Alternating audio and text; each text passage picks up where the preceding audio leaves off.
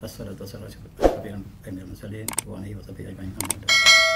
Yang saya muliakan Al-Fadil Musi, yang saya hormati dan kasihi Al-Fadil Prof.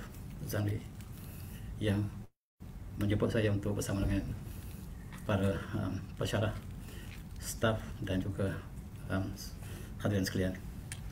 Dan saya cukup terharu bila saya dijemput untuk membicarakan buku saya yang terkini, dan dia barangkali agak berbeza dengan bidang yang dihayati oleh kebanyakan kita di sini. Dan bidang yang saya nak sebut hari ini adalah sejarah. Dan sejarah itulah sejarah yang dikaitkan dengan Islam di Rusia. Dan kawasan inilah kawasan yang majhul bagi kita, sebab tidak banyak berita yang kita terima daripada Rusia. Hari ini izinkanlah saya untuk sama-sama kongsi apakah yang berlaku di sana. Dan kita lihat sejarah sedikit.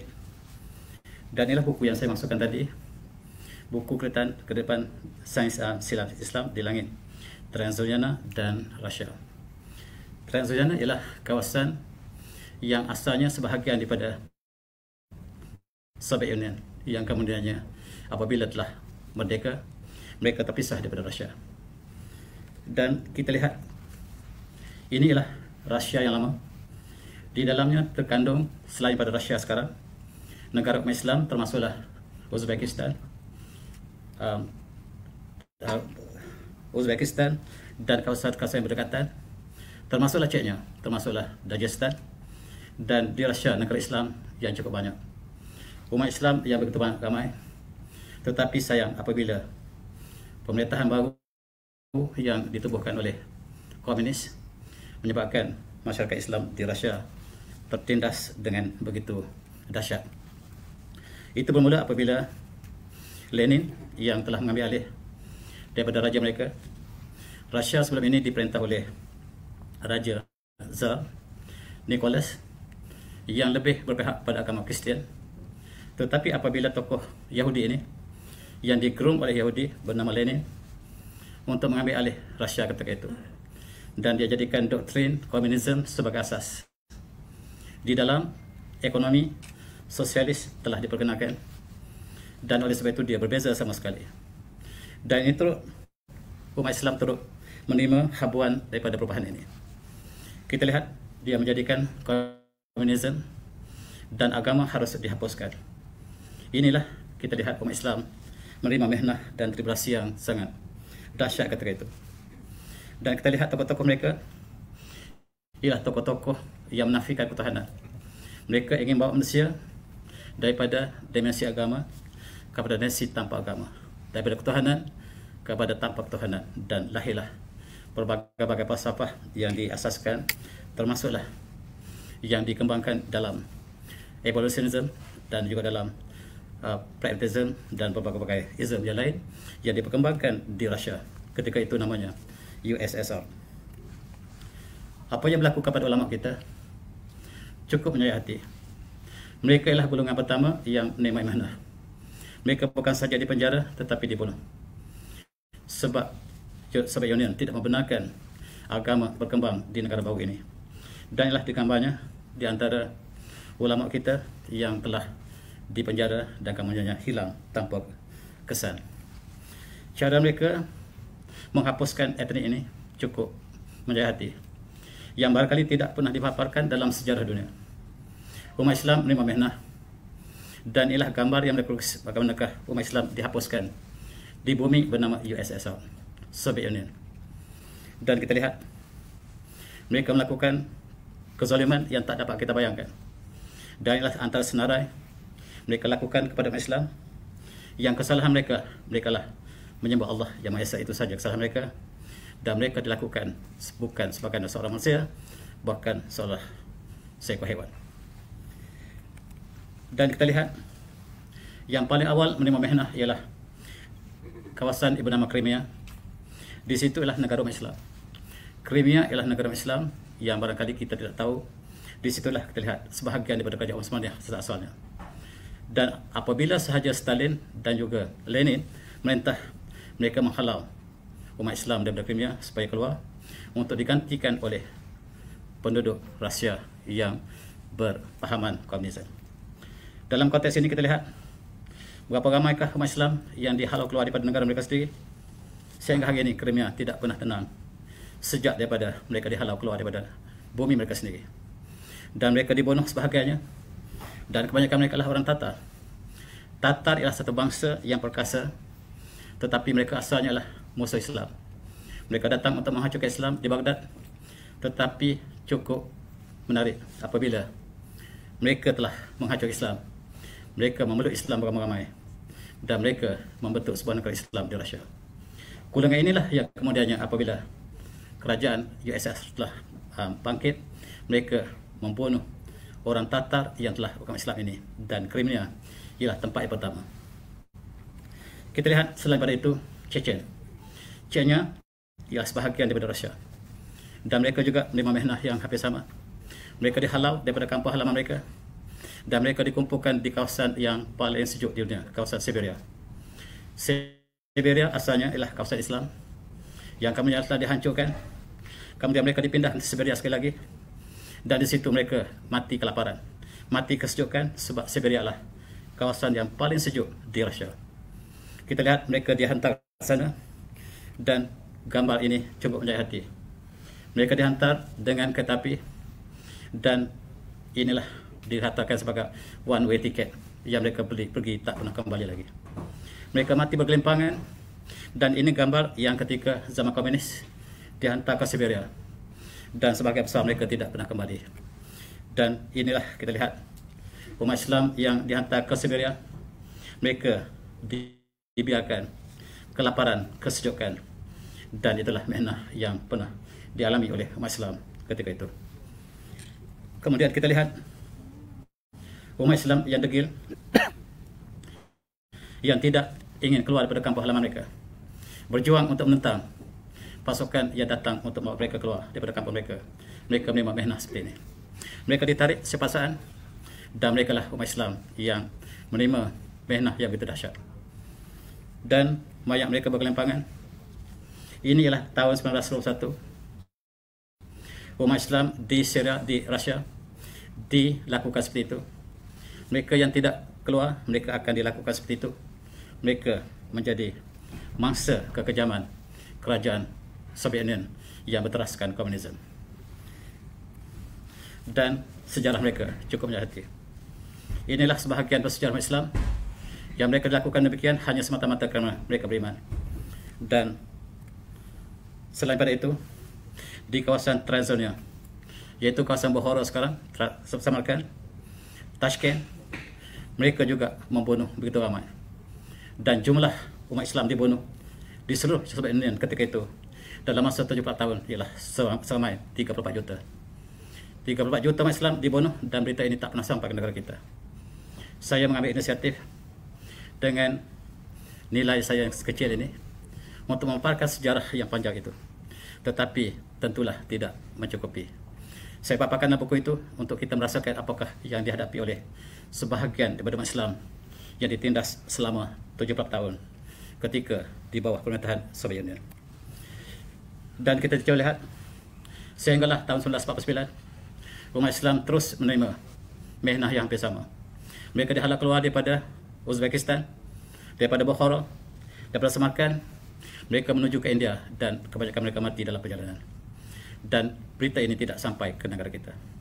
Rusia tidak membenarkan berita ini sampai ke negara umat Islam, dan begitu dahsyat mereka menerima akibat daripada kerajaan Rusia. Masjid kita di Bukhara diruntuhkan. Di bawah dasar komunisme, agama tidak boleh dihidupkan. Bukan saja Islam, tetapi semua agama, termasuklah Ortodok, termasuklah Katolik, termasuklah agama-agama lain, tidak dibenarkan untuk hidup di bawah komunisme. Ini gambar masjid kita di Bukhara yang diruntuhkan, yang sekarang tuan-tuan pergi melawat Samarkand, kita lihat masjid ini dibina kembali. Masjid yang dibina kembali ini bukan masjid lama, tetapi tapaknya lama. Ini menggambarkan betapakah Rusia yang ketika itu bernama USSR tidak menerima Islam untuk sama-sama hidup bersama dengan mereka yang tidak beragama. Mereka tidak pernah toleransi. Tuan-tuan yang saya hormati, dalam sejarah manusia tidak pernah ada toleransi di luar Islam. Renungilah apa yang berlaku di Bosnia, apa yang berlaku di Myanmar, apa yang berlaku di Xinjiang, apa yang berlaku di Tanzania, menyaksikan apa yang kita saksikan bahawa tidak pernah ada toleransi di luar Islam. Ketika Islam merintah di Granada selama 800 tahun, kita lihat bagaimanakah keamanan, kesejahteraan yang ditunjukkan oleh umat Islam. Toleransi yang cukup tinggi, tetapi sayang apabila umat Islam telah jatuh, nasib sama ada di Granada ataupun di Ottoman ataupun di Samarkand, nasib mereka sama saja. Bahkan dalam zaman yang terakhir ini kita lihat bagaimanakah nasib umat Islam di Kamboja yang juga telah dihapuskan dalam prinsip yang sama. Mereka telah dihapuskan hanya semata-mata kerana mereka beriman kepada Allah dan kepada akhirat. Dalam konteks ini kita lihat masjid kita telah diruntuh dan ribuan masjid telah diruntuhkan di seluruh USSR. Satu perkara yang cukup menyayat hati dalam sejarah manusia moden hari ini. Dan selain pada itu, masjid yang tidak diruntuh dijadikan tempat markas tentera, sebab simpanan tentera. Dan di antara tempat masjid yang dijadikan sebagai simpanan tentera ialah Masjid Blue Mosque yang berada di St. Petersburg yang tuan-tuan pernah melawat. Masjid ini dijadikan tempat simpanan senjata. Dan lebih malang, masjid lain dijadikan sebagai kandang hewan. Dan ini benar-benar berlaku. Ketika 74 tahun pemerintahan Soviet Union, kita lihat itulah nasib umat Islam yang berada sebuah negara yang kita tidak banyak mengetahui tentang sejarahnya. Jumlah masjid yang diruntuh di seluruh USSR direkodkan oleh kerajaan Rusia sekarang. Mereka merekodkan bahawa 6,682 masjid yang telah dimusnahkan. Ada beberapa masjid yang tidak musnahkan sebagai simbol untuk mereka menunjukkan bahawa mereka tidak musnahkan seluruhnya, tetapi sebahagian besar telah dilakukan demikian. Dan selain pada itu, kitab Al-Quran dibakar dan tidak boleh sesiapa memiliki kitab agama. Yang tertinggal ini ialah yang mereka simpan dalam tanah. Mereka masukkan dalam bekas dan mereka simpan dan mereka keluarkan kembali selepas 70 tahun apabila berlalunya pemerintahan komunis di Rusia. Ini ialah gambar umat Islam yang hanya mampu berdoa dan pasrah. Gambar ini dirakamkan sekitar tahun 80-an di Chechnya dan di Crimea, menandakan bahawa tidak ada harapan untuk dunia tidak bersipati kepada apa yang berlaku di Rusia. Rusia tidak membenarkan negara luar mengambil alih ataupun mengganggu apa yang berlaku kepada umat Islam di sini, dan umat Islam di Rusia berhak untuk dihapuskan sepenuhnya. Itulah yang berlaku sebagai latar belakang. Tetapi saya nak sebutkan satu kawasan yang penentangan terhadap kerajaan komunis ini sangat kuat, iaitu apa yang mereka sebut sebagai Chechnya dan Dagestan. Chechnya dan Dagestan ialah keturunan yang perkasa. Barangkali manusia yang paling perkasa dunia adalah kawasan ini. Mereka tidak pernah menyerah kepada komunis. Mereka sentiasa berperang dan falsafah mereka ialah keluar untuk perang dan balik kembali untuk syahid. Mereka keluar untuk mati. Inilah satu-satu bangsa yang tidak dapat dikalahkan oleh Rusia. Rusia ratusan tahun berjuang untuk menghapuskan umat Islam di Chechnya dan juga di Dagestan, tetapi semakin mereka ditekan, semakin mereka bangkit dan mereka ingin membina sebuah empire Islam yang disebut Imarah Al-Qaufas Islamiyah, iaitu negara Kaukasus di Rusia. Dan mereka telah ditentang oleh Rusia dan Soviet Union. Sejarah mereka sejarah perjuangan, dan inilah yang barangkali kita tidak pernah paparkan di sini. Dan mereka menerima nasib yang menah di bawah Lenin dan Stalin. Begitu dahsyat kedua ini membunuh Islam. Dikatakan Lenin membunuh 34 juta, Stalin membunuh 34 juta, dan Lenin membunuh sebagian besar umat Islam di situ. Dan diktator ini akhirnya mati.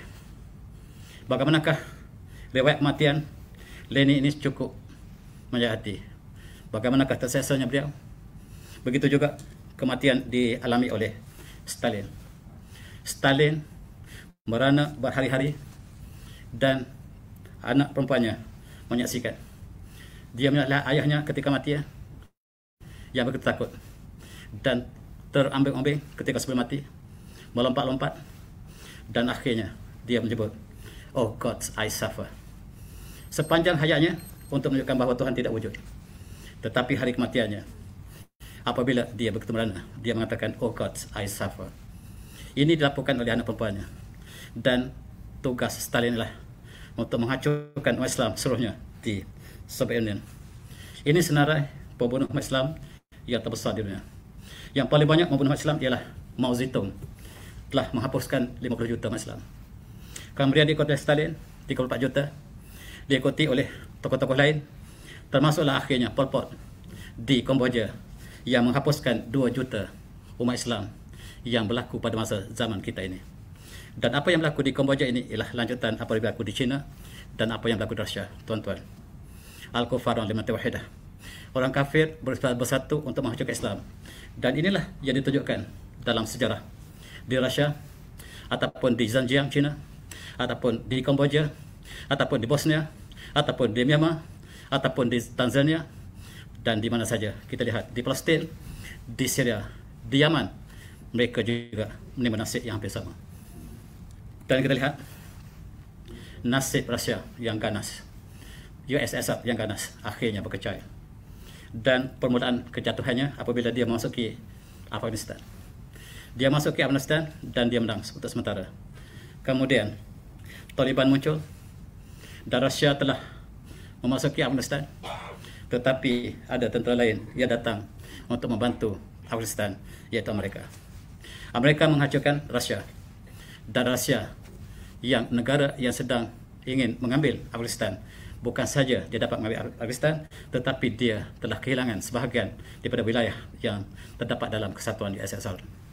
Hasilnya, dia telah pecah. Apabila dia masuk ke Afghanistan, dia dihancurkan oleh Amerika dan dia telah berpecah. Sebanyak 15 buah negara telah keluar daripada Soviet Union. Termasuklah negara umat Islam, termasuklah Armenia, Azerbaijan, Belarus, Georgia, Kazakhstan, Kyrgyzstan, Moldova, dan lain-lain telah keluar daripada Soviet Union, dan Soviet Union hanyalah tinggal Rusia yang kecil hari ini. Walaupun kecil, dia masih lagi sebuah empire yang besar dalam konteks ketenteraan. Dan ini menyebabkan Presiden USSR Gorbachev telah menyerah kalah kepada Amerika. Dan oleh sebab itu negara Islam telah berpecah. Uzbekistan telah merdeka, Tajikistan telah merdeka, Kazakhstan telah merdeka, Armenia telah merdeka. Tetapi sayang ada dua negara Islam yang tidak merdekakan, yaitu Chechnya dan Dagestan. Oleh sebab itu, orang Chechnya sentiasa berjuang untuk menentang negara besar ini. Orangnya kecil, negaranya kecil, teknologinya sedikit, tetapi sanggup berdepan dengan tentera yang paling besar di dunia, yaitu tentera Rusia, dan perjuangan mereka diteruskan. Akibatnya mereka menerima mehnah yang sangat dahsyat. Peperangan Chechnya berlaku dalam tahun 90-an. Kita saksikan, dan mereka telah dihalau keluar daripada, sekali lagi, dulunya moyang mereka telah dihalau keluar. Sekarang keturunan mereka yang sakit-baki yang tinggal di Chechnya dan di Dagestan dihalau keluar. Peperangan itu terus berlaku, dan akhirnya kita lihat umat Islam menderita. Dan ini gambar tahun 96 yang baru. Umat Islam daripada Chechnya dihalau keluar sekali lagi oleh Rusia. Nasib mereka nasib yang malang. Kita tidak tahu derita mereka sebab mereka tidak sampai ke Malaysia. Sedangkan kumpulan yang sedikit rezeki relatifnya penderitaan Bosnia sampai negara kita. Bosnia tidak sampai 2 juta yang dibunuh, tetapi Rusia 34 juta yang kita tidak pernah dimaklumkan. Bosnia sampai ke negara kita, tetapi Chechnya tidak pernah sampai. Dan nasib mereka lebih dahsyat daripada apa yang dilakukan, yang dihadapi oleh Bosnia.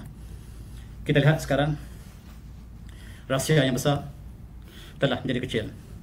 Musuhnya di kiri kanan, dan terpaksa dia mengambil sikap yang berbeza. Dasar mereka dulunya untuk menghancurkan Islam, tetapi rupa-rupanya dia menghadapi dua musuh lain. Dia terpaksa mencari umat Islam, dan dia terpaksa membuat polisi negara yang berbeza, dan dia mengadakan polisi berbaik dengan negara Islam. Dan ini satu episod. Dan oleh sebab itu, Rusia menghadapi tentera yang berada di seluruh negaranya, termasuklah di barat dan timur, termasuklah daripada Afghanistan, dan dia menukar polisinya berbaik dengan negara Islam. Maka apa yang dilakukan di Rusia cukup berbeza dengan sebelumnya. Dia menunjukkan sikap yang lunak pada Islam. Dulunya untuk menghancurkan Islam, meruntuhkan Islam, tetapi apabila dia tidak dapat mengatasi musuhnya yang lebih besar, dia terpaksa berbaik dengan orang umat Islam.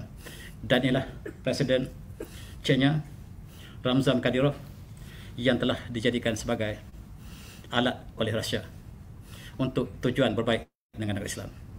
Dan Rusia hari ini menunjukkan sikap yang mulia pada Islam. Tiba-tiba Rusia berubah arah daripada membunuh umat Islam tetapi berbaik dengan Islam. Dan dia membenarkan umat Islam bersolah. Dan ini gambar Presiden Chechnya sekarang, Ramzan Kadyrov, yang cuba menghayati Islam di Chechnya. Dan Chechnya sekarang telah muncul sebagai satu sinar baru selepas perjuangannya panjang. Dan dia cuba membentuk sebuah negara Islam. Inilah tentera-tentera Chechnya yang wajib untuk bersolat Jumaat setiap kali. Dan subuh ialah mandatory. Setiap tentera mesti bersolat subuh berjemaah. Siapa yang tidak solat subuh akan dipecat daripada tentera. Inilah wajah baru Chechnya yang sangat-sangat berbeza. Dan setiap tenteranya dikenaki berzikir setiap hari. Dan presidennya dikatakan berzikir 1 juta. Saya belum dengar orang Malaysia berzikir 1 juta. Tetapi itulah yang dilatih oleh Ramzan Kadyrov untuk negaranya baru. Satu lagi sifat, tentera Chechnya diwajibkan berjanggut. Siapa yang tidak berjanggut akan dipecat. Dan dalam mazhab Hanafi, janggut adalah wajib. Tuan-tuan, inilah Kadyrov yang baru. Dia membuka satu lembaran baru. Dan apabila Rusia sekarang memerlukan bantuan umat Islam, terpaksa dia menunjukkan sikap yang lunak kepada umat Islam. Dan sikap inilah, peluang inilah yang diambil oleh umat Islam untuk membangun Islam di Rusia, disebabkan presiden mereka memerlukan bantuan umat Islam, satu kondisi yang tidak pernah berlaku sebelum ini. Dan lebih menarik, presiden mereka memberikan bantuan untuk membina masjid. Sepanjang 100 tahun mereka meruntuhkan masjid, 6,000 masjid yang diruntuh. Tetapi dalam polisi baru, mereka membina masjid baru. Cukup pelik bahawa Rusia yang musuhi umat Islam membantu membina masjid. Perkara ini tidak boleh kita fikirkan. Dan perkara ini ada hubungan dengan dasar Rusia yang baru. Bukan saja di Chechnya, tetapi dia mengiktiraf ulama Islam. Buat pertama kali, dia mengiktiraf umat Islam boleh melaksanakan dasar Islam dalam konteks-konteks tertentu, khususnya dalam masalah keluarga. Dan inilah ulama kita di Rusia yang diiktiraf oleh Putin. Dan apabila ada mesyuarat ulama kita, dan kita lihat Putin berada di tengah-tengah ulama kita, seolah-olah dia ingin menunjukkan pada dunia Islam bahawa Rusia tidak lagi menguasai Islam. Inilah yang sedang berlaku. Dan umat Islam harus mengambil peluang ini. Ini sebab mereka bukanlah ikhlas. Kita jangkakan sepanjang sejarah mereka adalah musuh Islam. Tetapi dasar ini kerana mereka memerlukan bantuan daripada Iran. Oleh sebab itu, mereka harus tunjukkan sikap toleransi mereka kepada Islam di dalam negara mereka sendiri. Dia ingin bantuan Iran, dia ingin bantuan daripada Turki, dan untuk tujuan itulah maka umat Islam di Rusia dapat menapas hari ini. Mereka ingin membantu, mereka dapat tolongan daripada Saudi, dan inilah dasar yang mengubah Rusia hari ini.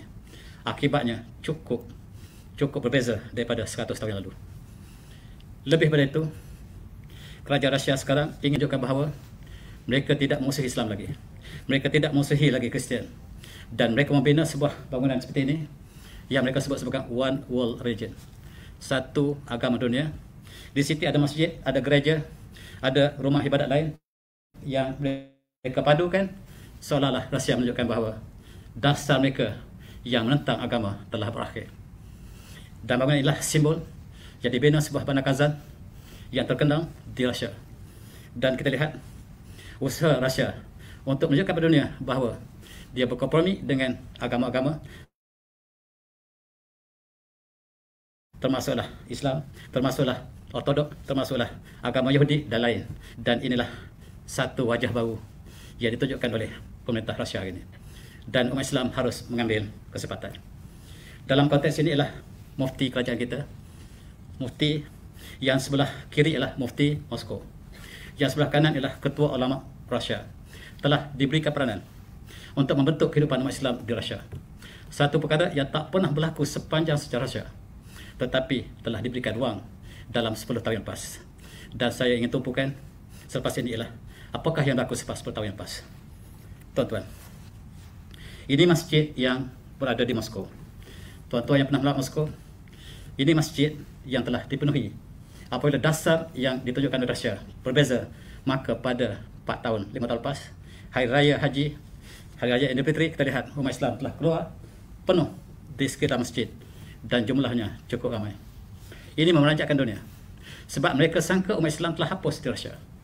Sedangkan apabila dibenarkan umat Islam untuk kembali merakyat Islam, kita lihat jumlah umat Islam yang keluar cukup ramai. Masjid ini bumbunya daripada emas, dan itulah kekuatan yang ada pada Rusia ini. Berbeza sama sekali dalam 10 tahun lepas, dan inilah yang berkali untuk kita berfikir. Dan ini jumlah pemandangan Hari Raya di Moskow. Entah daripada mana umat Islam keluar dan berduyun-duyun penuh dengan highway. Highway di depan masjid itu ditutup untuk membolehkan umat Islam bersolat. Dan perkara ini tak pernah berlaku di seluruh dunia, tetapi berlaku di Moskow. Moskow asalnya Miskun, ialah Kosturi, bandar Islam satu masa dulu, tetapi telah jatuh kepada komunisme. Dan sekarang telah kembali. Berapakah jumlah umat Islam di Rusia hari ini? Mereka membuat bancian. Mereka mengatakan bahawa umat Islam akan mencapai 30% di Rusia pada dalam 15 tahun akan datang. Dan menggambarkan bahawa jumlah umat Islam ialah jumlah yang paling ramai di negara bukan Islam ialah di Rusia. Kita lihat inilah pemandangan di Moskow. Di tepi jalan mereka bersolat Jumaat dan polis Rusia tidak dapat melakukan apa lagi. Ini pemandangan baru yang tidak pernah berlaku. Dan kita lihat pemandangan yang berlaku di bandar-bandar besar di Rusia menunjukkan satu peristiwa yang luar biasa. Kebangkitan Islam telah berlaku di Rusia melebihi apa yang berlaku di negara Arab sendiri. Dan inilah yang dikagumi, yang ditakuti oleh negara Eropah. Dan lebih menarik, di Chechnya telah dibina sebuah masjid terbesar di Eropah. Masjid ini masjid sebagai simbol bahawa Islam telah bertapak kembali. Dan umat Islam boleh membangun peradaban mereka, dibenarkan untuk mempelajari agama kembali, dibenarkan untuk membuka universiti dan lain-lain. Dan masjid ini dibuka oleh Presiden Putin. Masjid ini katanya dapat berubah warna waktu malam. Tuan-tuan yang pernah melawat Grozny, ibu negara Chechen, dapat menyaksikan perkembangan yang terakhir ini. Dalam konteks ini, masjid-masjid yang diruntuh telah dibina kembali.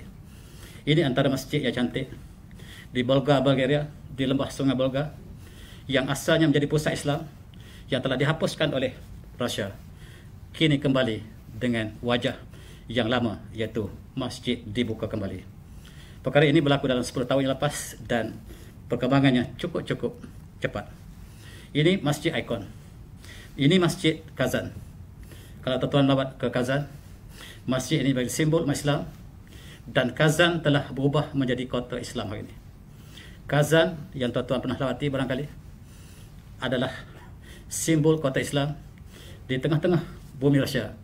Ketika FIFA 2018 mereka berkumpul di Kazan, dan seluruh dunia kagum apabila mereka mendengar azan daripada seluruh penjuru bandar Kazan. Dan masjid yang dibuka ialah masjid-masjid yang baru dan menggambarkan umat Islam telah bangkit dengan cepat dalam masa yang singkat. Inilah stadium World Cup 2014. Dan kita lihat orang Eropah, mereka heran apakah kami berada di Rusia ataupun kami berada di negara Arab. Sebab ketika menjelang maghrib, azan bertalu-talu di sekitar stadium ini, dan mereka tidak pernah sangka sebuah negara komunis telah memberikan ruang untuk Islam bertapak pada hari ini. Dan kita lihat presiden mereka menjadikan duta-duta pemain Islam yang terlibat dalam FIFA 2018 sebagai duta kepada umat Islam di Rusia. Maka inilah hubungan untuk tujuan untuk merapatkan umat Islam di luar sana dengan umat Islam di Rusia, dan untuk sampaikan berita bahawa lawatilah Rusia sekarang, sebab Rusia sekarang bukan Rusia lama. Rusia sekarang ialah Rusia yang memberikan ruang kepada umat Islam untuk membangun masyarakatnya, dan itulah yang ditunjukkan kepada wakil-wakil pemain bola sepak yang terkenal daripada negara umat Islam. Dan lebih menarik, pertama kali Rusia membina Universiti Islam. Universiti Islam bukan lagi di Kuala Lumpur, bukan lagi di Karachi, tetapi di Kazan. Kazan ialah bandar kota Islam di Rusia. Ini ialah institusi Islam ataupun institusi Islam di Kazan. Dan di sini kita lihat ramai orang bukan Islam, bukan Islam yang masuk mempelajari Islam. Dan pelajar dari Indonesia ramai yang datang ke sini. Kalau dulu kita pergi ke negara Arab untuk belajar Islam, sekarang hala baru dituju kepada Rusia. Rusia bakal kembali meraja Islam. Dan kita ingat satu masa dulu, Bukhara ialah pusat Islam. Kita lihat Samarkand adalah pusat Islam. Dan Samarkand, Bukhara sebahagian pada USSR satu masa dulu, walaupun mereka telah berpisah selepas kemerdekaan mereka. Inilah Universiti Islam Kazan. Kazan menjadi bandar Islam yang tak pernah siapa sangka. Di sini dipenuhi oleh orang Tatar. Orang Tatar yang cukup komited dengan Islam, yang cukup rapat dengan Islam, yang mengembangkan Islam di Rusia ialah orang Tatar. Dan mereka bina Universiti Islam di Kazan, yang sama seperti UI kita di Gombak. Sekarang orang Arab bertumpu ke sini untuk masuk Universiti Islam. Barangkali Kuala Lumpur menjadi satu divisi, tetapi Rusia juga satu divisi lain yang berlaku pada hari ini. Dan kita lihat Universiti Islam telah dibuka dengan banyaknya di Rusia, satu perkembangan yang tidak pernah berlaku. Sebelum ini Rusia akan meruntuhkan seluruh nilai Islam ataupun institusi Islam, tetapi hari ini kita lihat mereka membina Universiti Islam, College Islam dan sekolah Islam, sekolah tahfiz dan sebagainya. Dan inilah perkembangan yang baru ingin saya berkongsi dengan tuan-tuan sekalian. Dan umat Islam Rusia dibenarkan untuk bertudung, untuk menekan orang. Dan orang Islam Chechnya disediakan sebagai wanita tercantik dunia ialah daripada bangsa Chechnya. Dan mereka sekarang telah diberikan ruang untuk mengamalkan Islam. Dan berita yang kita terima menunjukkan bahawa perubahan berlaku apabila melibatkan dengan amalan Islam di kalangan wanita di Rusia. Ini ialah gambar universiti di Rusia. Mereka menuntut Arab, Islam atau bukan Islam. Orang bukan Islam cukup kagum dengan pakai Islam. Dan ini pemandangan universiti di Moskow. Dan barangkali di Malaysia pun tidak kita dapat saksikan seperti ini. Mereka menuntut Arab sebab bertudung ialah satu simbol kemuliaan wanita yang dikembangkan di Rusia. Dan inilah pemandangan universiti di Rusia, bukan di negara Arab. Dan kita lihat pakaian mereka di pejabat. Mereka berpakaian seperti busana Islam, Muslimat. Sebahagian mereka bukan Islam. Sekarang budaya mereka ialah mengenakan pakaian Islam. Dan mereka telah ditindas begitu lama. Dan sekarang simpati daripada negara yang tidak pernah kena agama. Dan mereka merasakan pakaian Islam lah pakaian indah. Lalu mereka sama-sama untuk bersama dengan Islam di Rusia. Dan sekarang Islam dapat diamalkan sebebas di Rusia. Dan tuan-tuan, ini ialah pertunjukan passion di kalangan wanita di Moskow. Dan bukan lagi lah pakaian ini asing, sama ada Islam dan bukan Islam. Mereka sama-sama menggayakan pakaian Islam sebagai satu trend baru di Moskow, di Kazan, Saint Petersburg dan lain-lain. Di Chechnya, pemandu taksi untuk wanita dilakukan oleh wanita. Pemandu yang membawa wanita harus dibawa oleh pemandu wanita, bukan negara lain. Kita tak pernah lihat negara lain. Dan ini memberikan ruang pada kita, memberikan untuk kita berfikir bahawa benar-benar Rusia ingin kembali pada Islam. Sebagaimana zaman keagungan Imam Bukhari, zaman Imam Samarkandi dan lain-lain. Mereka ingin kembali pada Islam benar-benar. Dan rupa-rupanya Islam sedang berkembang di negara yang tidak pernah kita sangka, iaitu Rusia. Dalam konteks ini, persidangan antarabangsa yang biasanya dilakukan negara Arab telah diadakan di Rusia. Ini pemandangan di Bandar Kazan, tak silap saya, menunjukkan bahawa persidangan saintifik telah dilakukan di kalangan Islam, bukan di Riyadh, bukan di Kahirah, tetapi sekarang bertukar arah ke Moskow ataupun di Kazan.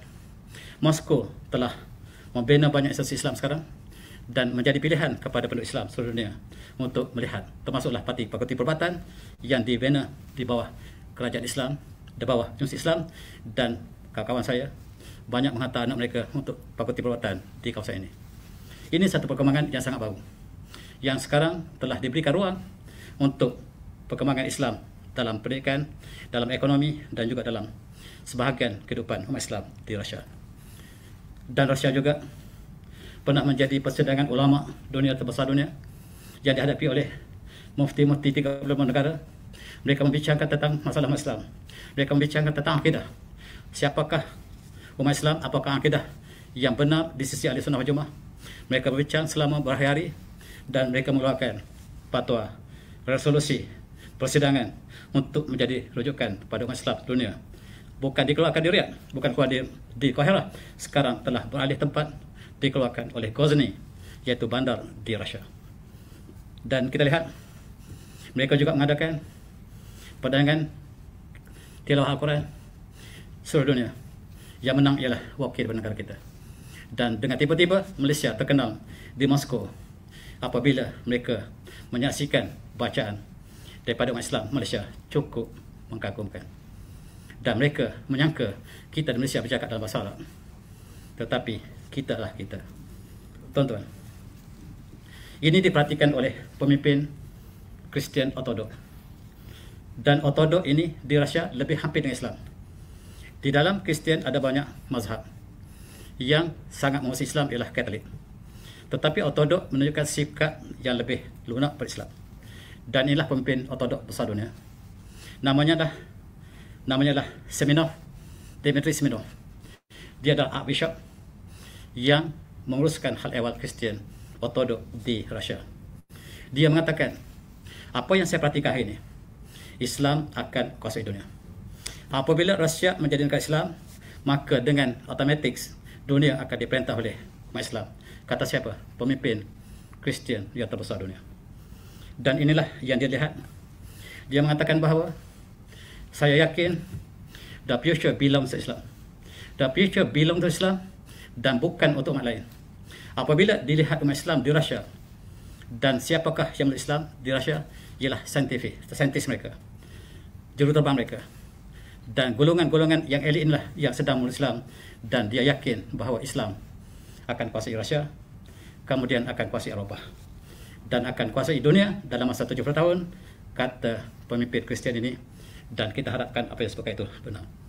Tuan-tuan, dia membuat firasatnya bahawa Eropah akan menjadi negara Islam dalam masa 30 tahun. Dia mendapat data daripada KGB.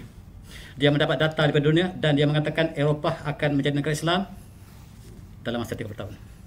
Rusia akan menjadi negara Islam dalam masa 50 tahun. Dan data yang dipunyai menyebabkan dia membuatkan statement ini, dan kita tidak mempunyai data yang dia punyai. KGB mempunyai data yang cukup tepat berdasarkan kepada perkembangan Islam yang berlaku hari ini, sehingga Putin tak boleh lagi menunjukkan sikap menentang umat Islam sebab Islam sedang bangkit dengan hebat di seluruh dunia. Dan ini mufti, salah satu daripada mufti di Rusia, dia mengatakan Muslimun Rusia akan membentuk 40% sekarang 100 orang penduduk Rusia 40 Muslim. Dan inilah statistik yang tidak resmi. Statistik yang resmi umat Islam sedikit di Rusia, tetapi statistik yang tidak resmi yang dilakukan oleh Islam menunjukkan 4 daripada 10 penduduk di Rusia adalah Muslim. Dan inilah yang memeranjakkan Amerika, yang memeranjakkan Eropah. Mereka tidak sangka bahawa Islam berkembang begitu cepat di Rusia, lebih pada negara Islam, negara Arab sendiri. Tuan-tuan, apa yang berlaku di Rusia, pemimpin Kristian memeluk Islam beramai-ramai sebab Ortodok lebih rapat dengan Islam berbanding Katolik. Kalau kita lihat sejarah peperangan salib, berlaku antara Islam dengan Katolik dan tidak berlaku antara Islam dengan Ortodok. Ortodok dia masih mengakui tentang beberapa perkara yang kita sepakati dalam Islam, walaupun dia berbeza dalam perkara lain, tetapi dia lebih rapat kepada kita. Apabila diadakan perbincangan antara comparative religion, maka pemimpin mereka memeluk Islam dan mereka lah golongan pemimpin gereja yang utama di Rusia. Inilah sebabnya dikatakan bahawa Islam akan berkembang di Rusia sebagaimana disebut oleh pemimpin Dmitry tadi. Selain pada itu kita lihat, ini ialah orang nombor 2 dalam KGB. KGB ialah pasukan Rusia. Tiba-tiba orang top dia telah meluk Islam. Dan ini cukup ganjil. Orang yang mencari rahsia untuk menghancurkan Islam telah memeluk Islam. Apabila Allah berikan hidayah, maka apa berlakulah apa yang tidak berlaku. Dan dia mengatakan Rusia selama ini ingin menghancurkan Islam, tetapi sekarang mereka tidak dapat melakukan lagi. Dan apabila dia memeluk Islam saja, dia dibunuh di England. Dia sampai di England beberapa hari selepas memeluk Islam. Dia dibunuh sebab dia mempunyai rahsia yang cukup banyak. Barangkali statistik yang dikeluarkan oleh Mufti tadi berdasarkan kepada orang ini. Selain pada itu, pemuda-pemuda Rusia memeluk Islam beramai-ramai, dan satu perkara yang tidak pernah berlaku, dan ini tuan-tuan, ialah Raja Pop dunia. Raja Pop dunia bukan daripada Amerika, tetapi Amerika tidak pernah sebut ini Raja Pop dunia, orang Rusia. Apabila dia memeluk Islam, dan pengikut-pengikutnya telah memeluk Islam berjuta-juta katanya. Dan ini satu perlimbangan yang tidak pernah berlaku dan telah berlaku. Dan kita lihat artis-artis mereka menukar cara hidup dan memeluk Islam satu demi satu. Yang paling ramai memeluk Islam di Rusia ialah wanita. Dan inilah yang berlaku. Dan sekarang pakaian muslimah telah menjadi satu trend di Moskow. Dia bukan Islam, tetapi bila berpakaian keluar ke Moskow, mereka berpakaian sebagaimana orang Islam seperti negara Arab. Dan ini tidak pernah berlaku di seluruh dunia, termasuk negara kita. Dan apa yang berlaku? Putin mengakui dia tidak boleh lawan Islam lagi. Apabila tidak boleh lawan Islam, maka dia harus berkomitmen Islam. Inilah sebab ruang yang berlaku sekarang ialah di antara suasana yang berlaku demikian. Sebab Rusia in decline. Rusia akan jatuh tanpa sokongan Islam. Tanpa sokongan negara Islam, dia akan jatuh kepada dua kuasa besar dunia di timur dan barat. Dan itulah yang berlaku. Dan sekarang Islam telah sampai ke hujung dunia. Rusia membenarkan Islam berkembang. Dan sekarang tempat yang paling remote dunia telah dibina masjid. Ini masjid di Siberia. Tempat yang paling hujung dunia. Hujung dunia telah dibina masjid. Dan apabila terbinanya masjid di tempat yang remote ini, gereja tidak dibina. Tidak ada rumah ibadat lain selain Islam ialah dibina, yang menyebabkan pemimpin Kristian tadi mengatakan bahawa the future belongs to Islam. Dan kita lihat data-data ini menunjukkan bahawa di hujung dunia, dan inilah Mufti Siberia yang telah melakukan Islam ataupun menyampaikan Islam kepada penduduk yang tidak pernah menerima sinar Islam sebelum ini. Dan inilah sebahagian daripada gambar-gambar yang menunjukkan bahawa Islam telah sampai ke hujung dunia.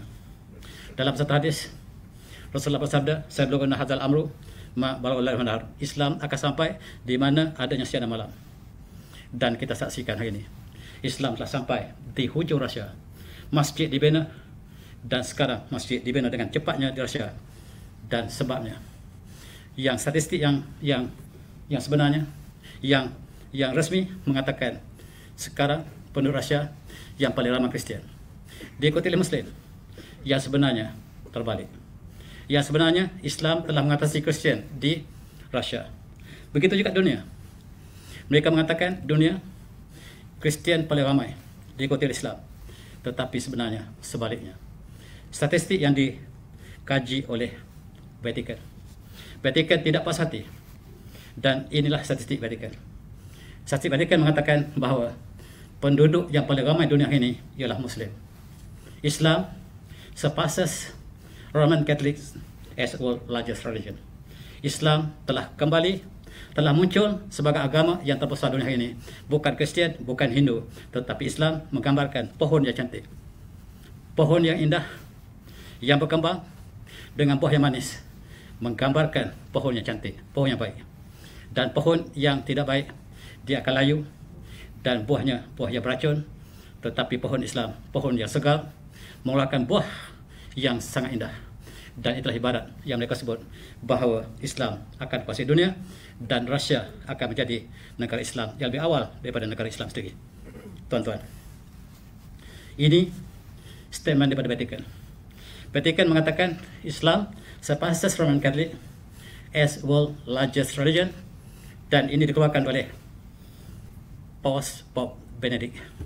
Benedict mengeluarkan statement ini, dan lepas itu dia dipecat daripada Pope. Dan sekarang ialah Pope Francis yang mengeluarkan statement ini, ialah Pope Benedict yang telah hilang jabatannya selepas dia mengatakan Islam agama terbesar dunia, sama ada kita ingin terima hakikatnya atau tidak, dan Eropah sekarang sudah hampir menjadi negara Islam. Mereka menjangkakan 30 tahun lagi di negara barat, di Eropah bakal menjadi negara Islam, dan mereka mengatakan bahawa di England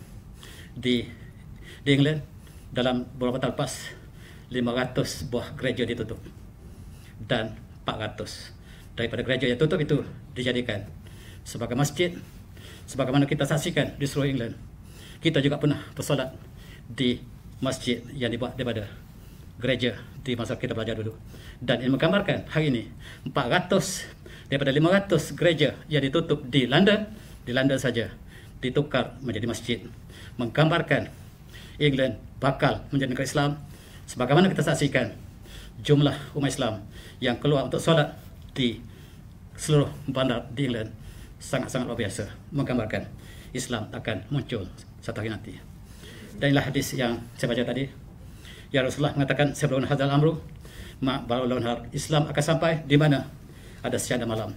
Dan perkali itulah kesimpulan yang ingin saya sebutkan dalam kuliah yang tidak saya sediakan dengan rapi ini. Mudah-mudahan kita dapat faedah bersama, dan tuan-tuan yang berminat bolehlah dapatkan buku saya yang maksudnya sebahagian daripada apa yang saya sebutkan tadi saya paparkan dalam buku terakhir saya, iaitu Transdunia Russia, dan ada buku lebih awal iaitu Duyuf Rahman berkaitan dengan mukjizat Islam dalam konteks ibadah haji.